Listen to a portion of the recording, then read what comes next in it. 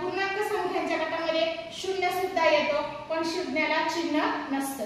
तर आता आपल्याला यांची बेरीज वजाबाकी कशी करायची ते बघायचं. तर आज आपण फक्त पूर्णांक संख्यांची बेरीज शिकणार आहोत. अशा प्रकारे पूर्णांक संख्यांची बेरीज कशी करायची ते तुम्हाला सांगायचं आहे. तुम्ही हे लक्षात घ्या, ही जी संख्या आहे तिला चिन्ह नाहीये, मग ही धन आहे का ऋण आहे? चिन्ह नाही म्हणजे तिचं चिन्ह काय मानायचं? अधिक मानायचं, बरोबर. म्हणजे ही कोणती संख्या झाली? धन झाली. आणि ही कोणती आहे? ऋण आहे. आता आपण काय करूया की ह्या धन संख्येसाठी अशा प्रकारे अधिक चिन्ह असलेले कॉइन घेऊया.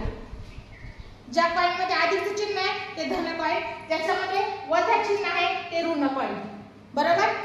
आता एक अजून गोष्ट एक लक्षात घ्या, ज्यावेळेस तुम्ही हे धन आणि ऋणाची जोडी लावणार हे विरुद्ध आहेत एकमेकाच्या, बरोबर. जसं 7 आहे, 7 मधून जर 7 वजा केले तर वजाबाकी किती येते? 0 येते, बरोबर. हा 7 याला चिन्ह आहे म्हणजे हा अधिक आहे.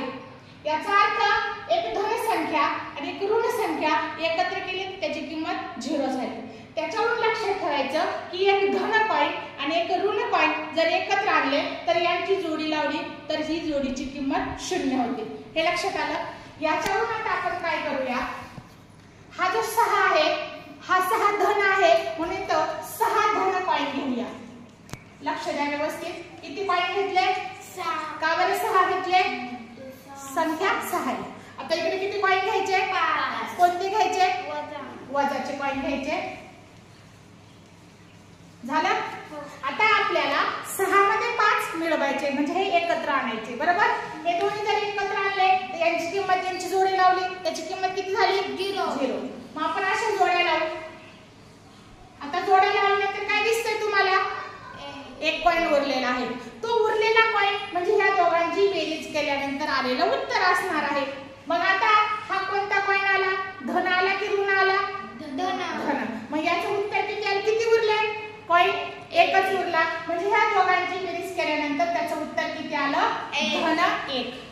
पूर्णांक संख्यामध्ये चिन्हाला महत्व असतं, त्याच्यामुळे तुम्ही धन 1 लिहिला तरी बरोबर किंवा नुसतं 1 लिहिलं तरी बरोबर. याचा अर्थ 6 मध्ये जर ऋण 5 मिळवले तर त्याची किंमत किती होते? किती होते? धन 1 होते.